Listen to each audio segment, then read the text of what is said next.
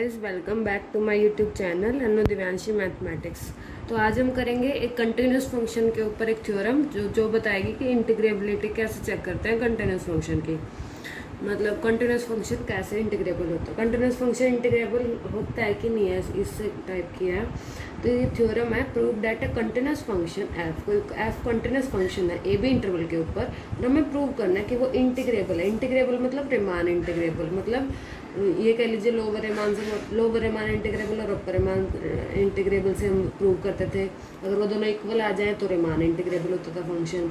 और एक हमने की थी रिमान क्राइटेरिया ऑफ इंटीग्रेबिलिटी, क्या थी वो, हर every bounded function is integrable, Riemann integrable if एक कंडीशन थी कि upper Riemann sum minus lower Riemann sum less than epsilon. अगर ये कंडीशन फुलफिल होती है तो हर एक बाउंडेड फंक्शन इंटीग्रेबल होता है। तो हम इस रिमान क्राइटेरिया से इस थ्योरम को प्रूव करेंगे।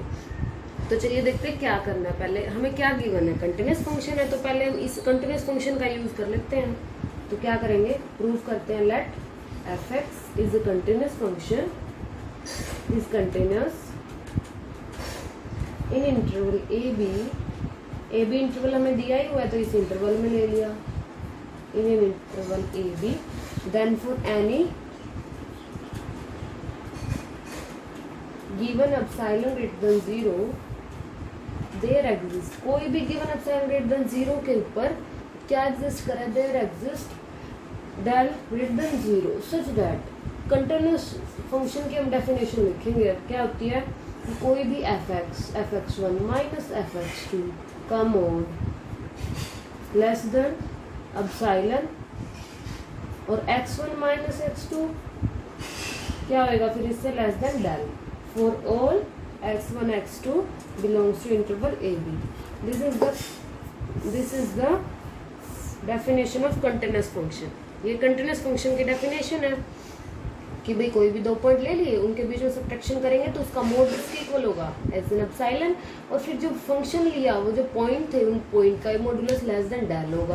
और कोई भी पॉइंट कहाँ से लिए, वो ए बी इंटरवल से। ये कंटिन्यूस फंक्शन की डेफिनेशन होती है। अब हम अपने उस पर आते हैं, हम क्या करते हैं इसके अंदर। सबसे पहले हम थ्योरम प्रूव करने के लिए पार्टीशन लेट करते हैं। ए बी है ना, तो ए बी का पार्टीशन लेट कर लो, x1 x2 up to xn क्या हो गया बी, ये लेट कर लिया be the partition of interval a b. हम सबसे पहले यही लेट करते हैं ना,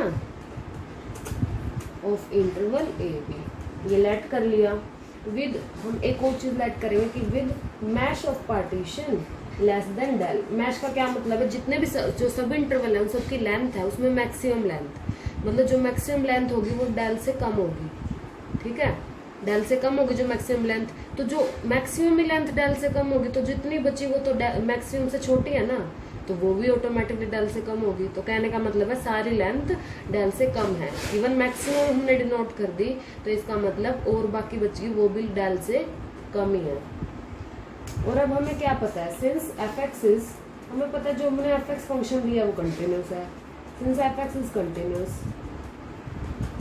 कंटिन्यूस फंक्शन तो हमने लिया ही है इन इंटरवल ए बी।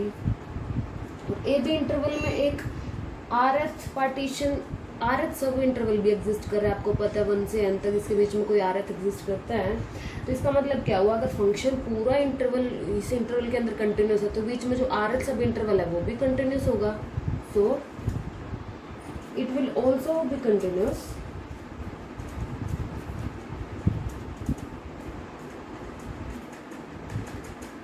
अगर ए बी इंटरवल के अंदर फंक्शन कंटिन्यूस है तो ए बी इंटरवल के अंदर ही तो सब इंटरवल है तो उसमें भी फंक्शन कंटिन्यूस होगा। तो it will also be continuous in sub interval.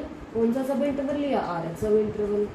R h sub interval कैसे लिखते हैं, x r minus 1 x r, इसमें भी कंटिन्यूस है। और कंटिन्यूस है तो हमें पता है कि वो इस इंटरवल की लीस्ट अपर बाउंड और ग्रेटेस्ट लोअर बाउंड भी एग्जिस्ट कर रहा होगा। तो also least upper bound LUB and GLB, ये होते हैं लीस्ट अपर बाउंड और greatest lower bound of F x in are h sub interval exist, इसमें एग्जिस्ट कर रहा होगा। तो हम मान लेते हैं, कोई दो पॉइंट ले लेते हैं, वो मतलब उनको मान लेते हैं कि ये ग्रेटेस्ट लोअर बाउंड है फंक्शन की, ये लीस्ट अपर बाउंड है। तो लेट पॉइंट्स, हमने पॉइंट्स मान लीजिए AR और BR ले लिए। क्या लिए, कहाँ से बिलोंग कर रहे हैं, इस इंटरवल से बिलोंग कर रहे हैं, x r minus one comma x r, इस इंटरवल में बिलोंग कर रहे हैं ये सारे। किस तरह से बिलोंग कर रहे हैं, सच डैट जो कैपिटल एम आर है, कैपिटल एम आर क्या होता है, लीस्ट अपर बाउंड। तो लीस्ट अपर बाउंड है ना, वो फंक्शन के अंदर बी आर जब पुट करेंगे हम, फंक्शन के अंदर जब हम बी आर पुट करेंगे तो वो लीस्ट अपर बाउंड आएगी। मतलब इस इंटरवल में जो हमने पीछे एक्सरसाइज में क्वेश्चंस किए थे, तो कोई भी फंक्शन दिया हुआ था तो हम ऐसे ही तो करते थे, उस फंक्शन में उस इंटरवल के ऊपर उस फंक्शन की वो वैल्यू पुट कर देते थे, तो वो लीस्ट अपर बाउंड आ जाएगा। ऐसे ही फिर जो ग्रेटेस्ट लोअर बाउंड है फंक्शन में ए आर की वैल्यू, ए आर कोई नंबर है ना ग्रेटेस्ट लोअर बाउंड, और उसको फंक्शन में पुट कर दे तो वो इंटरवल की ग्रेटेस्ट लोअर बाउंड आ जाएगी। ठीक है, तो ये तो आ गई, ये बात की हमने, ये आ गई इक्वेशन नंबर 2। इक्वेशन 2 आ गई, ये इक्वेशन नंबर 1 थी हमारी, ये कंटिन्यूस फंक्शन की डेफिनेशन, और ये होगी इक्वेशन नंबर 2। अब बात करते हैं आगे। तो अगर ये कंटिन्यूस फंक्शन है ए बी के अंदर, तो कोई 2 पॉइंट ले लीजिए, since a r minus b r less than del है। मतलब मैं यूँ कहना चाह रही हूँ जैसे कि जो ये ए और बी 2 पॉइंट है, ए और बी 2 पॉइंट है, मैंने बताया था कि जितने भी जो सब इंटरवल है उन सबकी लेंथ कोई भी सब इंटरवल ले लो, उसमें जो सबकी लेंथ होगी वो लेस देन डेल होगी, क्योंकि हमने मैक्सिमम ही लेस देन डेल ले ली, तो और बाकी बची वो भी लेस देन डेल ही आएंगी। तो 2 पॉइंट ले लिए, ए आर बी आर लिए थे, उनकी लेंथ भी क्या आएगी, लेस देन डेल। और ये क्या इक्वेशन थी, ये कंटिन्यूस फंक्शन की इक्वेशन को सेटिस्फाई करेंगे, तो ये भी लिख सकते हैं हम, क्या लिख सकते हैं इससे, f of a r minus f of b r less than mod less than epsilon, ये भी लिख सकते हैं। और ये इक्वेशन नंबर दे दी 3 हमने। तो फिर अब हम क्या लिख सकते हैं, इक्वेशन नंबर 3 दे दी, और इक्वेशन नंबर 2 हमारी ये थी, 2 ये और 3 ये, तो इससे हम क्या लिख सकते हैं, एफ ए आर क्या है, एफ ए आर है small m r minus f b r क्या है, कैपिटल एम आर, ये पुट कर दिया लेस देन एप्सिलॉन। और हमें पता है कि हमेशा कैपिटल एम आर बड़ा होता है किससे, स्मॉल एम आर से, मीन्स लीस्ट अपर बाउंड हमेशा बड़ी होती है, किसी भी सेट को ले लो तो आर सब इंटरवल में भी यही बड़ा होगा, तो इसमें तो कोई है ही नहीं, तो हमेशा मतलब ये मोड क्यों लगाते हैं कि भाई इसकी सब्ट्रैक्शन क्या होता है, ये बड़ा हो तो इसलिए लगा देते हैं, लेकिन हमें पता है कि यही बड़ा है, तो हम इसको ऐसे भी लिख सकते हैं, m r minus m r, mod हट गया लेस देन डेल। ये इक्वेशन नंबर आ गई 4, ये इक्वेशन नंबर आ गई 4। तो इक्वेशन 4 आने के बाद आर क्या लिख सकते हैं, 1 2 3 कुछ भी ले सकते हैं, जो कि हम लिखते हैं। तो अब हम क्या करेंगे, हमें निकालना क्या है कि इंटीग्रेबल शो करना है। उसके लिए क्या करते थे हम, इंटीग्रेबल की कंडीशन याद कीजिए, मैंने रीमान क्राइटेरिया ऑफ इंटीग्रेबिलिटी से करने को बोला है ना, तो u f p minus l f p less than del, हमें ये प्रूव करना है। हमारे पास ये लेस देन डेल है, तो अब हम यहाँ से स्टार्ट करेंगे और एंड यहाँ पे करेंगे। चलिए करते हैं, क्या करेंगे, u f p minus l f p क्या होता है, फॉर्मूला लिख लीजिए, r equals to 1 to n capital m r del r minus r equals to 1 to n small m r del r, ये लिख लिया।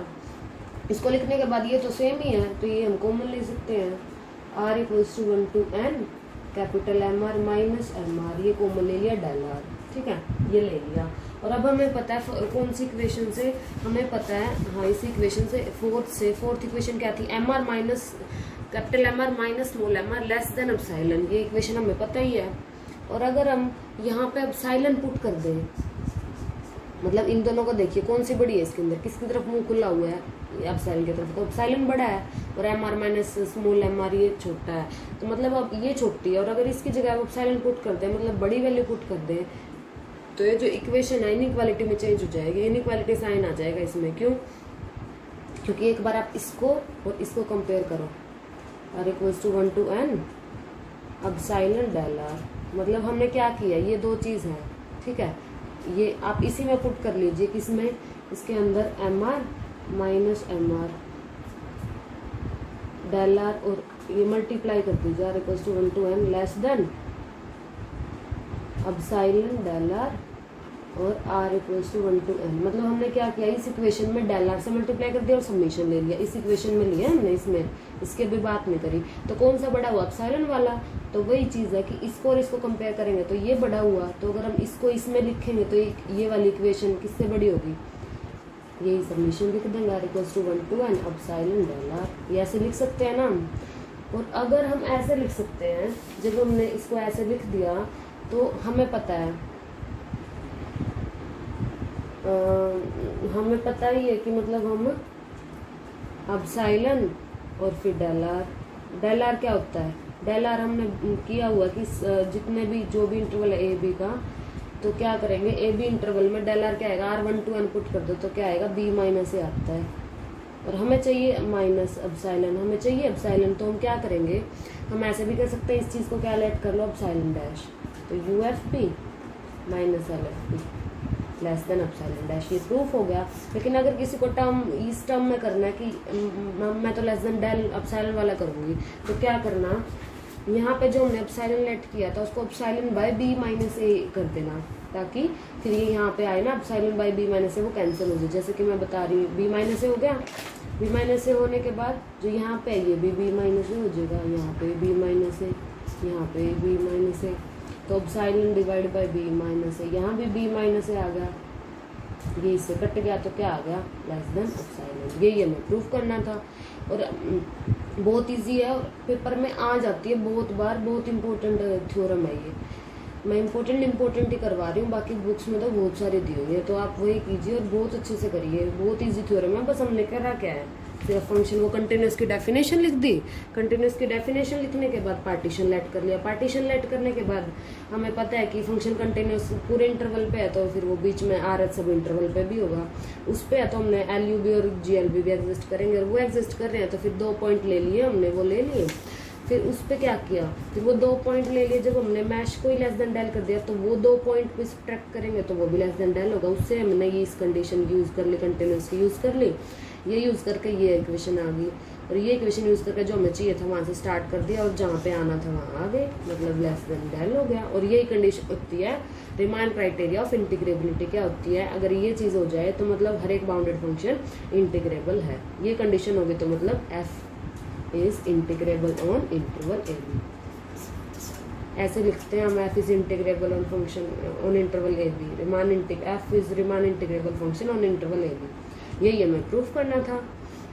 ओके गाइज, अगर आप सबको समझ आया है ना मेरा लेक्चर, तो मेरी वीडियो तो लाइक कीजिए मेरी वीडियो पे, और मेरे को कमेंट करके बताइए कि आपको मेरी वीडियो कैसी लगी। ओके गाइज, बाय बाय, मिलते हैं नेक्स्ट वीडियो में एक और थ्योरम के साथ।